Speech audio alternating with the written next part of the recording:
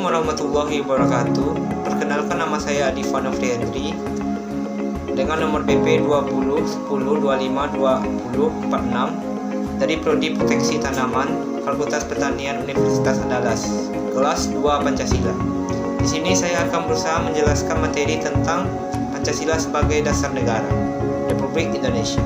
Di sini saya akan menerangkan 3 poin dalam materi tersebut. Poin yang pertama adalah dinamika dan tantangan Pancasila sebagai dasar negara. Poin yang kedua, esensi dan urgensi Pancasila sebagai dasar negara. Dan ketiga adalah makna dan pentingnya Pancasila sebagai dasar negara. Pertama adalah dinamika dan tantangan Pancasila sebagai dasar negara. Pancasila sebagai dasar negara lahir dan berkembang melalui suatu proses yang sangat panjang. Pada 1 Juni 1945, barulah Pancasila ditetapkan sebagai dasar negara yang diresmikan pada tanggal 18 Agustus 1945 dengan dimasukkannya sila-sila Pancasila dalam pembukaan Undang-Undang Dasar Negara Republik Indonesia tahun 1945 dengan bersumberkan budaya, adat istiadat, dan agama sebagai tonggaknya. Barulah pada November 1945 sampai dengan ditetapkannya Dekret Presiden pada tanggal 5 Juli 1959, pemerintah Indonesia mempraktikkan sistem demokrasi liberal. Setelah dilaksanakannya Dekret Presiden, Indonesia kembali diganggu oleh munculnya paham-paham lain. Pada saat itu, sistem demokrasi liberal ditinggalkan.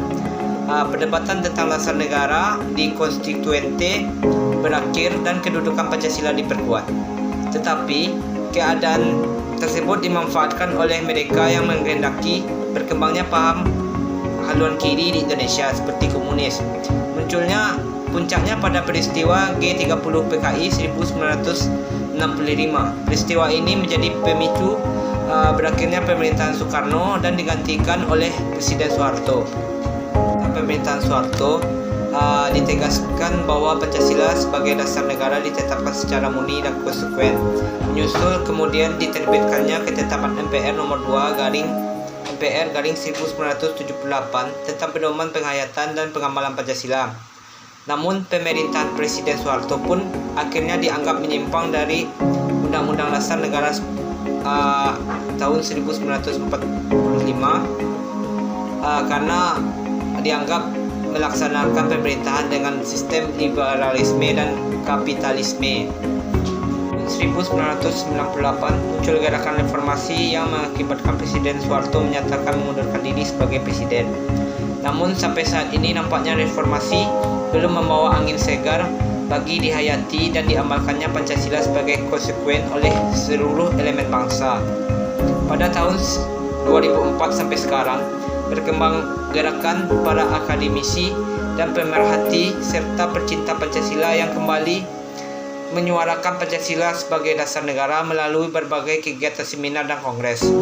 Era globalisasi saat ini banyak hal yang akan merusak mental dan nilai moral Pancasila yang menjadi kebanggaan bangsa dan negara Indonesia. Tantangan yang muncul antara lain berasal dari derasnya arus paham-paham yang bersandar pada otoritas materi seperti liberalisme, kapitalisme, komunisme, sekularisme, pragmatisme, dan hedonisme yang menguras kepribadian bangsa yang berkarakter nilai-nilai Pancasila. Hal ini dapat dilihat dengan jelas betapa paham-paham tersebut telah merasuk jauh dalam kehidupan bangsa Indonesia sehingga melupakan kultur bangsa Indonesia yang memiliki sifat religius, santun, dan gotong royong. Hal ini menjelaskan bahwa banyaknya tantangan Pancasila sebagai dasar negara. Kita sebagai salah satu elemen dari kehidupan bangsa harus bertanggung jawab dan senantiasa menerapkan nilai-nilai yang terdapat pada Pancasila. Kedua adalah ekstensi dan urgensi Pancasila sebagai dasar negara. Pancasila adalah substansi esensial yang mendapatkan kedudukan formal yuridis dalam pembukaan Undang-Undang Dasar Negara Republik Indonesia tahun 1945. Oleh karena itu, rumusan Pancasila sebagai dasar negara adalah sebagai mana terdapat dalam pembukaan Undang-Undang Dasar Negara Republik Indonesia tahun 1945. Perumusan Pancasila yang menyimpang dari pembukaan secara jelas merupakan perubahan secara tidak sah atas pembukaan Undang-Undang Dasar Negara Republik Indonesia tahun 1945. Pancasila secara imperatif harus dilaksanakan oleh rakyat Indonesia dalam kehidupan berbangsa dan bernegara. Setiap sila Pancasila merupakan satu kesatuan yang integral, yang saling mengandalkan dan saling mengunci.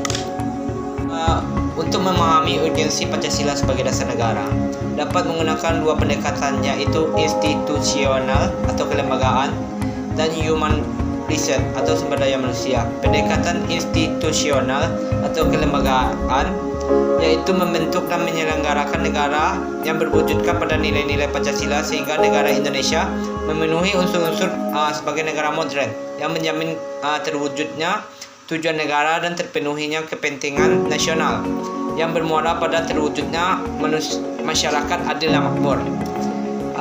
Sementara human resource terletak pada dua aspek, yaitu orang-orang yang memegang jabatan dalam pemerintahan yang melaksanakan nilai-nilai Pancasila secara murni dan konsekuen di dalam pemenuhan tugas dan tanggung jawabnya, sehingga formulasi kebijakan negara akan menghasilkan kebijakan yang menyejawantahkan kepentingan rakyat.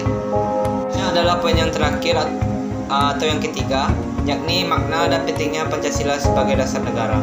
Pancasila sebagai dasar negara berarti setiap sendi-sendi ketatanegaraan pada negara Republik Indonesia harus berlandaskan dan atau harus sesuai dengan nilai-nilai Pancasila.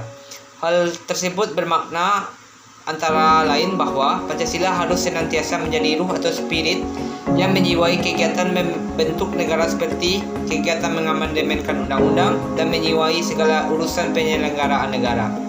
Urgensi Pancasila sebagai dasar negara yakni agar para pejabat publik dalam menyelenggarakan negara tidak kehilangan arah, dan agar partisipasi aktif seluruh warga negara dalam proses pembangunan dalam berbagai bidang kehidupan bangsa dijiwai oleh nilai-nilai Pancasila.